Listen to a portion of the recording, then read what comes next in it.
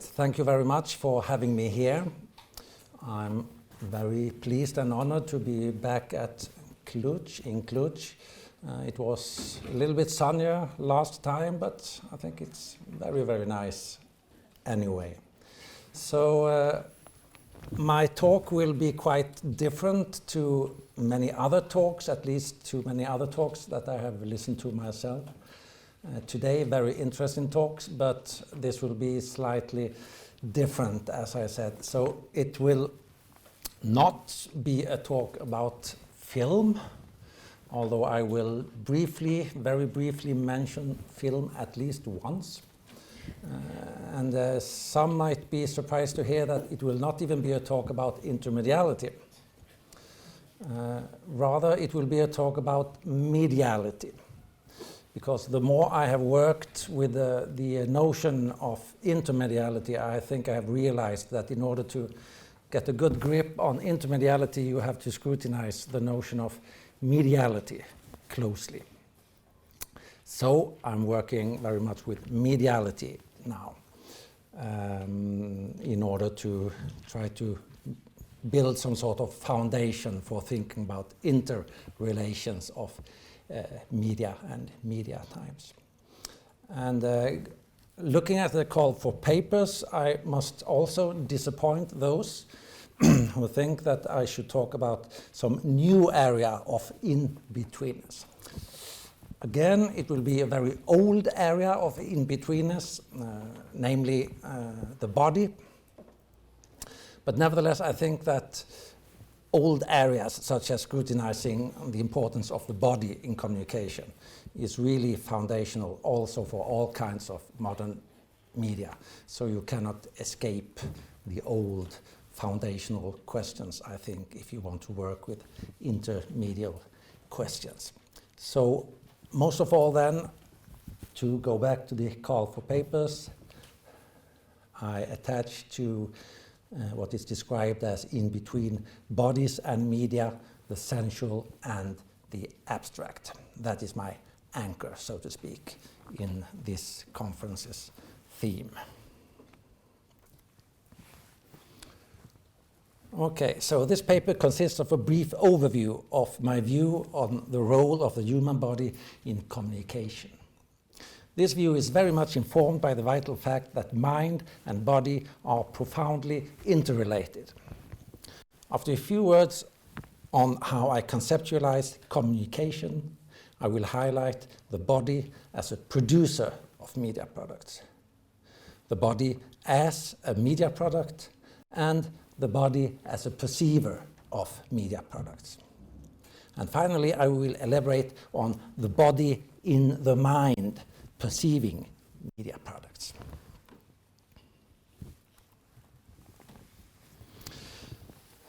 Communication is to be understood as communication among human minds, and media product refers to the intermediate stage that enables the transfer of cognitive import from one or several producers' minds to one or several perceivers' minds. The media product is material, a physical entity or process with the capacity of triggering mental reactions through semiosis. As the transfer of cognitive import involves both material and mental aspects, I find it helpful to distinguish between two profoundly interrelated but nevertheless discernible basic facets of the communicative process: mediation and representation. Mediation is the display of sensory configurations that are perceived by human sense receptors within a communicative situation. It's a pre-semiotic phenomenon and should be understood as the physical realization of entities with material, sensorial, and spatiotemporal qualities and semiotic potential. For instance, one may hear some sound. Representation is a semiotic phenomenon and should be understood as the heart of signification, which is here delimited to how humans create cognitive import in communication. So when a human agent forms sense of the mediated sensory configurations, sign functions are activated and representation is at work. For instance, one may interpret the heard sound as a voice uttering meaningful words.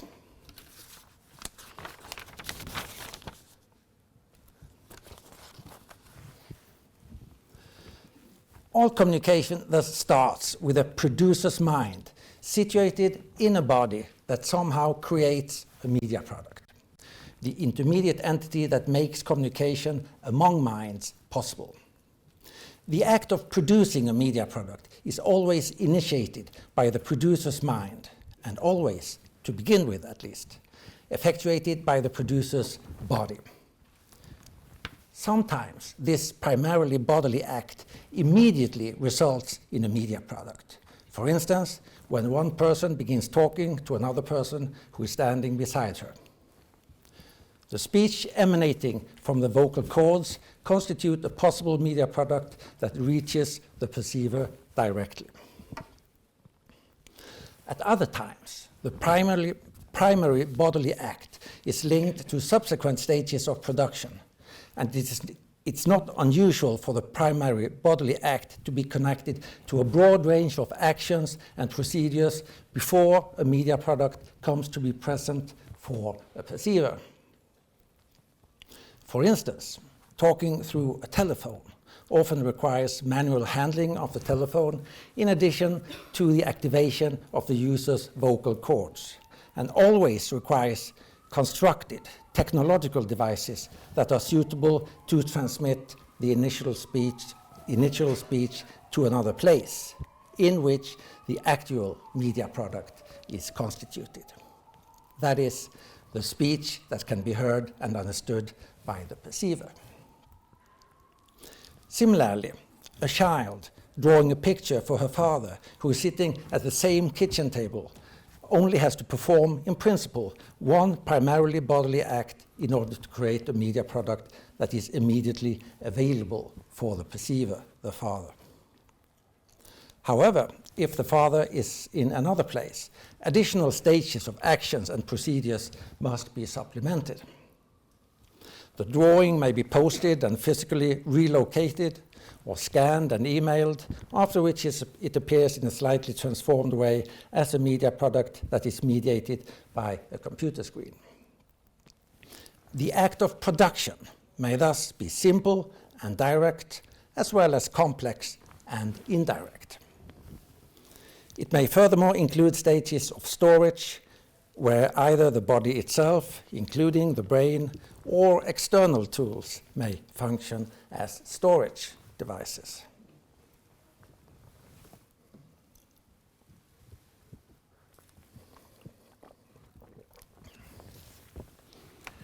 Okay. Media products are necessarily material in some way, meaning that they are physical entities or processes. Otherwise, they would not be able to connect minds. Media products require what I call technical media of distribution to be realized. These may consist of either non-bodily or bodily matter, including matter emanating directly from a body, or a combination of these. This means that the producer's mind may, for instance, use either non-bodily matter, say the paper of a written letter, or her own body and its immediate extensions, forming speech and gestures, like I do now, to realize media products. Furthermore, the perceiver's body may be used to mediate media products. For instance, the producer may realize a painting on the perceiver's skin, or push her gently to communicate the desire that she moves a bit. Of course, the producer may also use other bodies, neither the producers nor the perceivers, to realize communication, such as when a playwright uses the bodies of actors to represent the bodies of persons in a piece of theater. In contrast to influential scholars such as Marshall McLuhan, who conceptualize media as the extension of man in general, I thus define media products as extensions of mind in the context of interhuman communication. Some technical media of distribution, such as audio systems, are well fitted for being reused very many times. This is the case also for a technical medium such as a television set, which actually consists of two kinds of technical media: a flat screen that emits photons and loudspeakers that set the air into pulsation. A television set may realize several different media products, that is, many different television programs. As a human body may also realize several different media products, it may be conceptualized in a similar fashion. When the body is moved in certain ways and in certain circumstances, it mediates gestures. When it is moved in other ways, in more intimate situations, it mediates caresses. When it produces sounds with the aid of its vocal cords, it mediates, for instance, speech or song. Technical media of distribution are thus physical substances, devices, or phenomena that make it possible for media products to be physically manifest. They clearly exist in very diverse forms. Media products may be realized by either non-bodily or bodily matter. In other words, they are external technical media. In other words, there are external technical media, non-bodily materialities such as clay, screens, ink on paper, sound waves from loudspeakers, or just about anything chosen from the surroundings. And there are internal technical media, bodies, parts of bodies, or physical phenomena emanating directly from bodies, such as voice.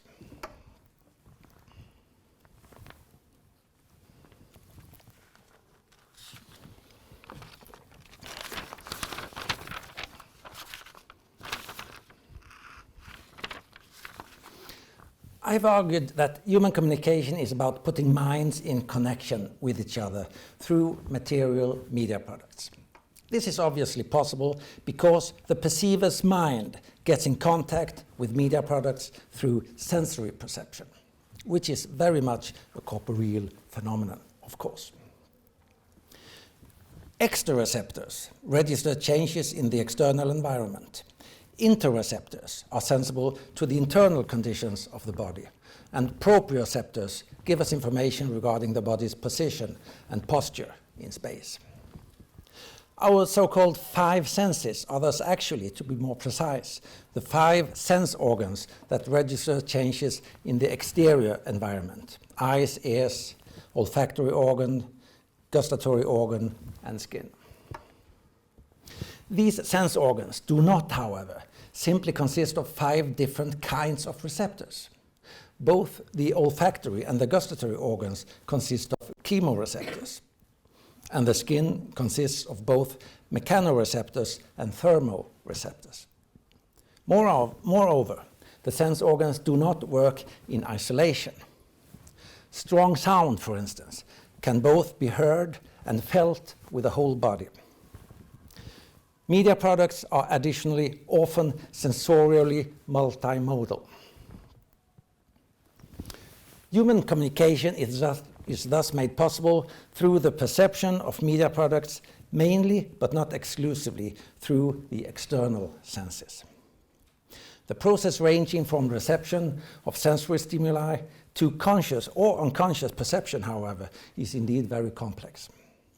Somewhere along the line, the biological processes become mental.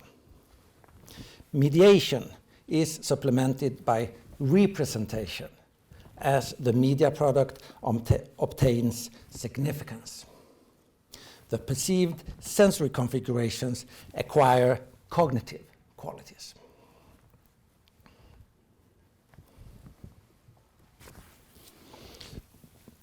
When bodies or non-bodily entities or processes have the function of media products. They act as signs. In Charles Sanders Peirce's terminology, representaments. They not only mediate sensory configurations, but also trigger representation through these sensory configurations. However, bodies may also be the objects of signification. They may be represented, certainly. Communication obviously involves the representation of bodies and other concrete objects. This can be achieved in very many different ways. Whereas bodies are living organic entities existing in three-dimensional space and time, they may be represented by all kinds of media products with various material, spatiotemporal, and sensorial features. A static stone sculpture, for instance, may represent a body. A flat, non-temporal painting may represent a body.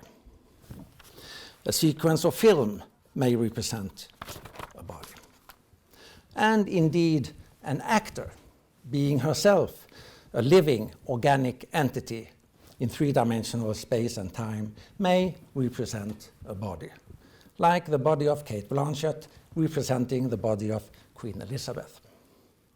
However, in contrast to theatre, actors in film are in themselves represented by the filmic sounds and the flat moving images of the screen.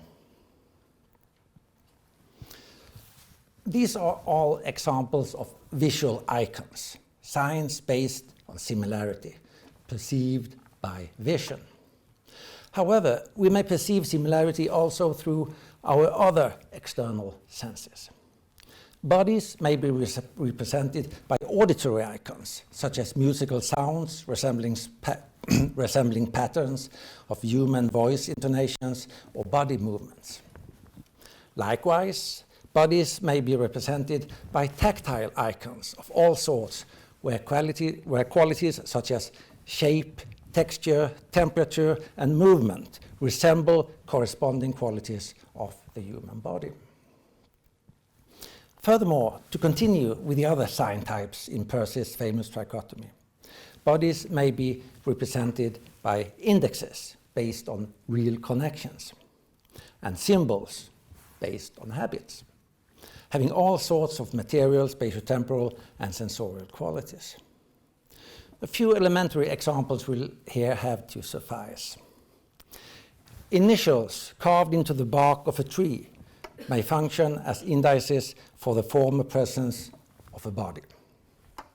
And the sound of desperate voices and knockings from the other side of a door are likely to be indices for locked up bodies wanting to get out.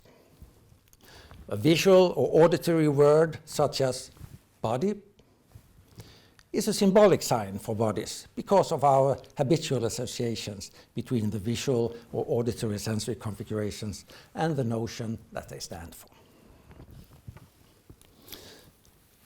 Apart from representing bodies and other concrete objects, media products may also represent more abstract entities such as concepts, ideas, intentions, and relations. Yet, also abstract mental notions like these are to a large extent rooted in the experience of being a body interacting with the surrounding world. The perceiver of media products has profound lived knowledge of corporeality, which constitutes the ground of her conceptual knowledge. The experience of being a body, navigating within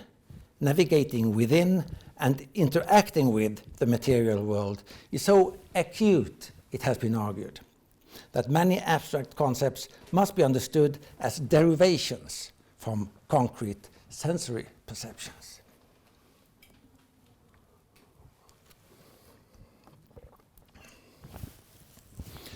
Furthermore, many represented notions transgress the crude material-mental division. These include, for instance, spatiotemporal relations that are vital for all living organisms, trying to survive through perception and understanding of the surrounding world. Distances, positions, interrelations, proportions, balance, structures, and contrasts. One example is the notion of progress. While it's clear that this notion is based on experiences of physical movement in a certain direction, the notion is abstracted and can be applied to very many mental fields of endeavors, like doing progress in your research, for instance.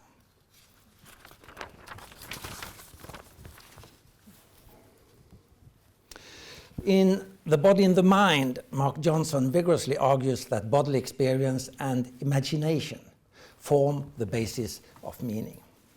However, imagination must not be understood as merely creative fancy. Rather, it is, quote, our capacity to organize mental representations, especially percepts, images, and image schemata, into meaningful, coherent unities, end quote.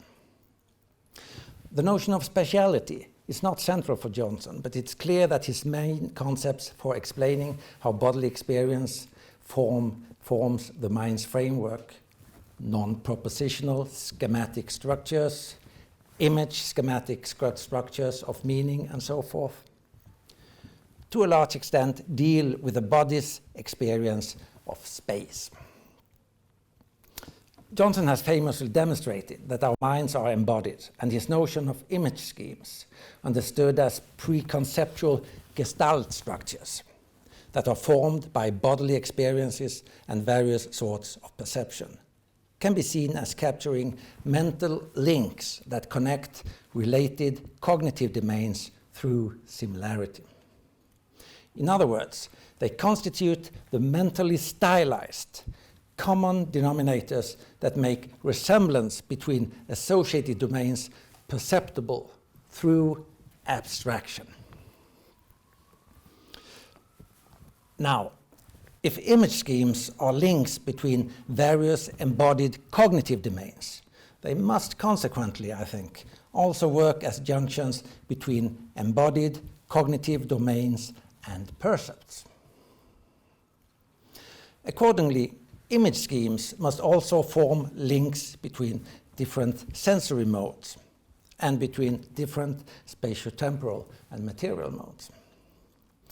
In fact, this function of image schemes must be understood as part and parcel of the whole idea that they are preconceptual gestalt structures derived from perceptions of the environment and experiences of being a body in the world.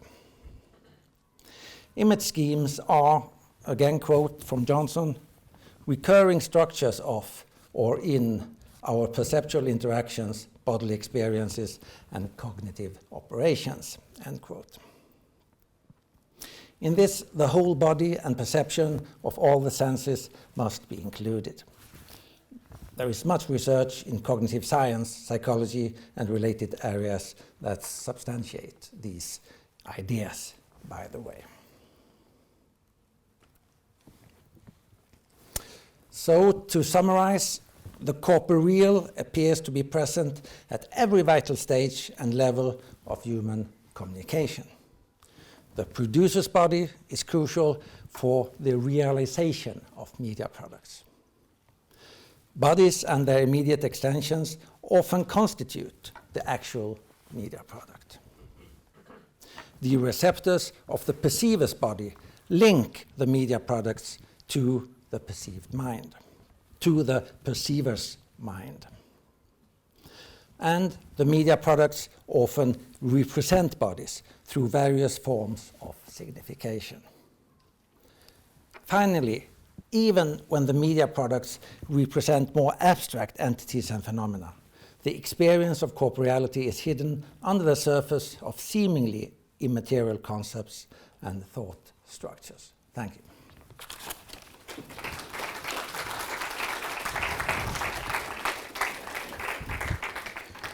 I tried to leave quite a lot of time for discussion, so yes.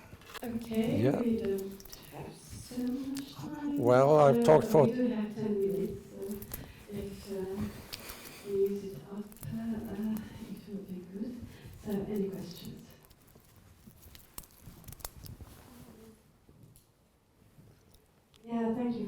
paper. I just, I understand these categories of mediation, representation, and the difference or connection between sensory projection and semiotic signification. I'm just curious where you put the term description in this whole mediation representation corporeal unity. If description is something that is without representation, so it's not objectified, or because I was just waiting for this term that you will say something about body as a media product when it comes to description. So I'm not quite sure that I.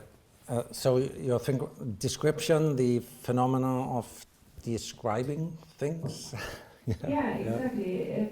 Because you mentioned that when there's mediation, then we have the material, the mental, so there's a sensory protection. And when there's representation, then there is there's signs. Ah, okay, okay. So you're thinking of description as something else than representation, or okay. If how these terms are correlated to each other, or if not. All right. So I think I get your point here, and now what I would then have to emphasize that my use of the term representation is really, really broad, right? So it must not be confused with the notions of representation, where you say that, okay, like there is representational art and there is non-representational art.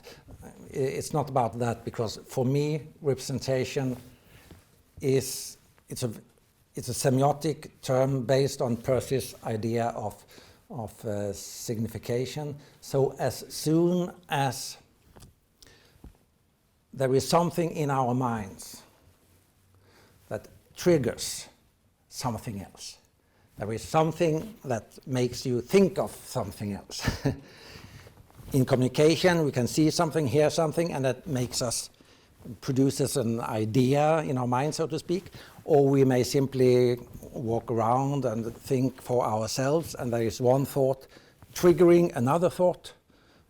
So all these instances are examples of representation. So it's a very, very broad notion. It's the basis. Well, Peirce would argue that you cannot think without producing signs, without representing things. And I would argue that in this context, for instance, where we talk about film and paintings and so forth, as soon as you perceive something that is produced within the context of communication, and that creates some sort of cognitive reaction in you, then there is representation at work. So even if you look at the movie and think, so that was really bullshit, I don't like it at all and I don't understand it, even then there is a mental response, so to speak. So there is representation going on even then. So it's not only representation, it's not a delimited phenomena. So description would be one of many, many, many, many ways of communicating that can be subsumed under the notion of representation. Okay. Good question, because I sometimes forget that I'm working on a really broad basis of semiotics. So, and it's the same within this context. The term object stands for things that are being represented, right? And these objects, they may be mental, they may be material, they may be concrete, they may be abstract. It's the thing that is being represented, that is being triggered, that is come up in the mind of someone when perceiving something else. Okay. Okay, there's a question. Okay, so I would just like to clarify that your position is based on a strictly Cartesian dualist No, no, no, no, no, no, no, no, no, no, not at all, not at all. No, I object to that.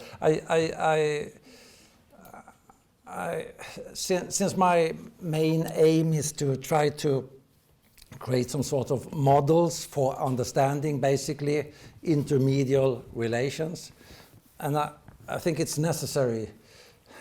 And I think in all kinds of sciences and scholarly work, I think it's unavoidable that you need to work with, well, distinctions, even dichotomies perhaps, not in order to separate things, but in order to understand the complex interrelations. So yeah, sure, I talk about the mental and the material, but I try to at least constantly emphasize that they are interconnected in complex ways and in ways that no one understands today. I mean, there's still no philosopher or neuroscientist who has completely been able to describe how mental phenomena can be related to biological processes and so forth. So I guess my point is that it would be futile and destructive for our thinking if we denied these differences. If we were to stop talking or thinking about the mental versus the material, we would have no tools for exploring the complexity. So thanks, but no thanks. I'm not a dualist. Okay. So I would have a question related to something that you mentioned randomly, which is imagination. Yeah. So you said that is a form of organization of mental product or something like this, and I'd like you to develop more, if possible, about your definition of imagination. Yeah, no, I really can't do that. That was actually a quote from Mark Johnson, so I will have to ask you to look into his famous book, The Body in the Mind is the title, I think. Imagination is one of those concepts that I've never really worked with, so I could only say very general things. I could pick something out of my pocket now, but no, it's nothing I'd, yeah, sorry. Where would you place it in your general landscape? Where would you place it? Is it in between mind and body? Yeah, no, well, how would you place it? Imagination. So sticking again, for me, to make it possible to think at all and to produce some sort of knowledge in a scholarly work, for me it has become more and more clear that you have to delimit your field. So if we stick into those, well, self-imposed delimitation and say that, okay, what I'm interested in is communication and it's human communication. So how we can move, so to speak, cognitive things, ideas, notions, meanings among human minds. Well, then I would say that imagination is something that is both in the producer's mind and the perceiver's mind. I mean, we need to have a certain form of imagination in order to be able to communicate or to form sentences or draw things or make gestures or whatever. And of course the perceiver also needs some sort of imagination, fantasy even, in order to make sense of these things. And perhaps it's when the perceiver and the producer's minds have kind of similar ways of imagining things, when we have similar experiences or values and so forth, then we can imagine things in similar ways, and then communication becomes possible and productive because we understand each other. Yeah.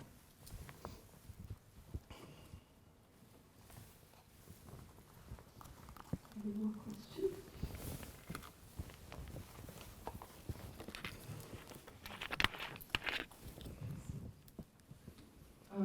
So you talked about the cognitive aspect of communication, Yeah. but I'm just wondering how the pragmatic aspect plays a role in it. Yeah. Once all those things are checked, how does the context influence the message that is understood? Yeah. So both of those aspects are profoundly important, I would argue. So one of the reasons why I emphasize the cognitive aspects, and I also think that the semiotic perspective, especially the semiotic perspective of Peirce, goes very well with the cognitive aspect, because I think the basic sign functions that Peirce elaborates are basically descriptions of how our minds work cognitively, so to speak. And the reason why I emphasize that is I think it's important, and that it has been perhaps slightly under-emphasized for some decades. So I'm the first one to say yes, yes, yes, all this research for many, many decades about the importance of culture, context, values, and of course they are extremely important for how communication works, as I said in my last reply, that if we have the same kind of imagination, so to speak, then communication may be more successful. So in the end of the day, I would say that yes, the cognitive and the surroundings, the context. And to take even one more step further and really prove that I'm not a Cartesian dualist, I would try to deconstruct this dichotomy, perhaps, because in the long run, from an evolutionary point of view, it's clear that our cognitive abilities have been developed out of interaction with the surrounding world, right? So humans think the way they do, we do, because we have, well, evolved and been developed in certain kinds of surroundings for hundreds of thousands of years. So culture and context and surrounding is already at the center of cognition, so to speak. Only that it changes rather slowly. So it would take many, many years before a profoundly different context, I think, would really affect our basic cognitive capacities. So in the end, it's two aspects of the same thing, the cognitive being a product of the surrounding, the context, and the other way around, of course, the culture, the context, and the values and so forth being results of our cognitive activities.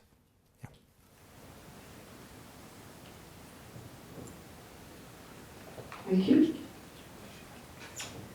Okay, and I suggest then let's move on to our second distinguished plenary speaker tonight. Thank you, Lars. Thank you very much. For your talk and the discussion.